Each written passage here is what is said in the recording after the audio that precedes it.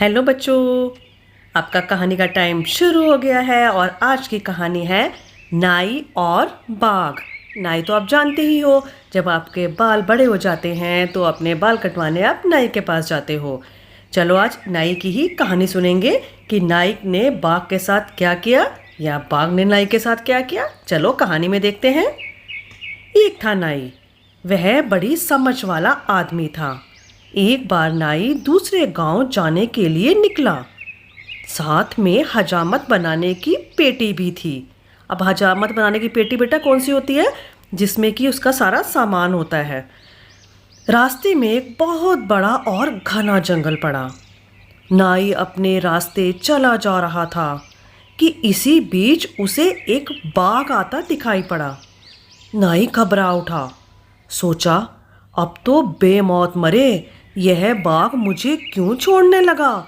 ऐसे ही हुआ ना बच्चों, जंगली जानवर है, वो तो पता है ना खा जाएगा मार के। तो नाई डर गया। इसी बीच नाई को एक तरकीब सूझी। जैसे ही बाघ पास आया, नाई गरज कर बोला, आ जा कुत्ते, अब तेरी क्या ताकत है कि तू मेरे हाथ से छूटकर भाग सके। देख, इस एक बाघ को तो मैंने अंदर बंद किया है और अब तेरी बारी है। नाई ने बाघ को कुत्ता कहा था, इसीलिए बाघ तो आग बबूला हो उठा था। आग बबूला मतलब कि बहुत गुस्सा आ गया बाघ को कि है मैं तो भाई बाघ हूँ और ये मुझे कुत्ता कह रहा है। वह छलांग मारकर नाई पर झपटा। तभी नाई ने आईना निकालकर बाघ के मुंह के सामने कर दिया। बाघ ने आईने में अपना मुंह देखा। उसने सोचा, सचमुच इस नाई की बात तो सही मालूम होती है। एक बाघ तो पकड़ा हुआ दिख ही रहा है, अब यह मुझे भी पकड़ लेगा। फिर तो बाघ इतना डरा कि वहां से भाग गया अपनी जान बचाकर। नाई ने आईना अपनी पेटी में रख लिया और वह आगे बढ़ा। देखो बच्चों, नाई कितना समझदार था ना, कितना चतुर था। उसने क्या किया, बाघ को बेवकूफ़ बना दिया, उसको आईना दिखा दिया और उसको लगा सचमुच में ही ये बाघ है नाई के पास। आगे देखो बच्चों क्या हुआ। चलते चलते रात हो गई। नाई एक बड़े से बरगद पर जा बैठा और रात वहीं रह गया। हजामत की पेटी उसने एक डाल पर टांग दी और वह आराम से बैठ गया। कुछ ही देर के बाद बरगद के नीचे बाघ इकट्ठे होने लगे। 1 2 3 4 इस तरह कई बाघ जमा हो गए। आज वहाँ बाघों का अपना वन भोजन था। उन बहुत से बाघों में वह बाघ भी आया। वन भोजन चल रहा था, जैसे आपकी पार्टी होती है ना, ऐसे बाघों की भी पार्टी हो रही थी, उसे बोलते हैं वन भोजन। इसी बीच भोजन करते करते वह बाघ बोला, अरे भैया, आज तो गजब हो गया। सब बाघ पूछने लगे, क्या हुआ भाई? बाघ बोला, आज एक नाई मुझे रास्ते में मिला।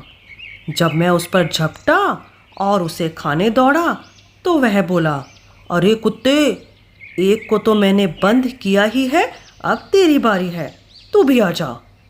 जैसे ही मैं उसे खाने दौड़ा, उसने अपनी पेटी में से बाघ निकाला और मुझे दिखाया। मैं तो इतना डर गया कि पूंछ उठाकर भाग खड़ा हुआ। एक बाघ ने कहा, बस करो, बेमतलब की गप मत हाँको। भला कोई नाई किसी बाघ को इस तरह पकड़ सकता है? अब क्या हुआ बच्चों, दूसरे बाघों को तो विश्वास ही नहीं हुआ कि ऐसा भी कुछ हो सकता है। अब बाघ बोला, अरे भैया, मैंने तो उसे अपनी आंखों से देखा है। दूसरे बाघ ने कहा, तुम तो डरपोक हो, इसीलिए डर कर भाग खड़े हुए। तुम्हारी जगह मैं होता तो उसे वहीं खत्म कर देता। बाघों की बात सुनकर नाई तो पसीना पसीना हो गया। पसीना पसीना हो गया मतलब कि बहुत घबरा गया, बहुत डर गया। नाई पता है ना बच्चों आपको, वो पेड़ के ऊपर बैठा हुआ सब बातें सुन रहा था। वह इस तरह थर थर कांपने लगा कि बरगद की डालियां हिल उठी।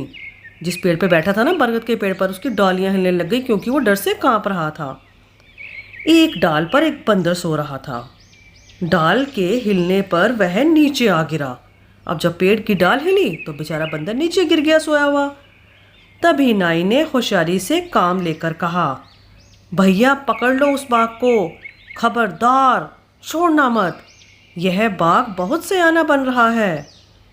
सुनकर बाघ ने कहा, देखो मैं कहता था ना कि कोई बाघों को पकड़ने निकला है। अब बच्चे घबरा गए, अरे ये क्या हुआ, जबकि क्या था, नाई बहुत चालाक था, उसने जानबूझ के ऐसे बोला था कि पकड़ लो सब बाघ को। संयोग कुछ ऐसा हुआ कि बंदर उस बाघ पर ही आ गिरा। बाघ तो छलांगे मारता हुआ भाग निकला, उसके पीछे पीछे दूसरे सब बाघ भी भागे, सबके सब बाघ गायब हो गए।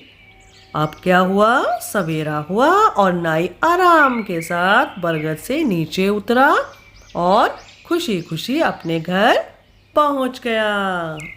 बच्चों देखो नाई ने कितनी समझदारी, कितनी चतुराई से काम लिया। अब हमें उससे क्या समझ आ रहा है, क्या सिखा रही है कि जब हमें कोई ऐसी परेशानी आए तो हमें अपनी बुद्धि से काम लेना चाहिए। अच्छा बच्चों चलती हूँ अब, बाय बाय।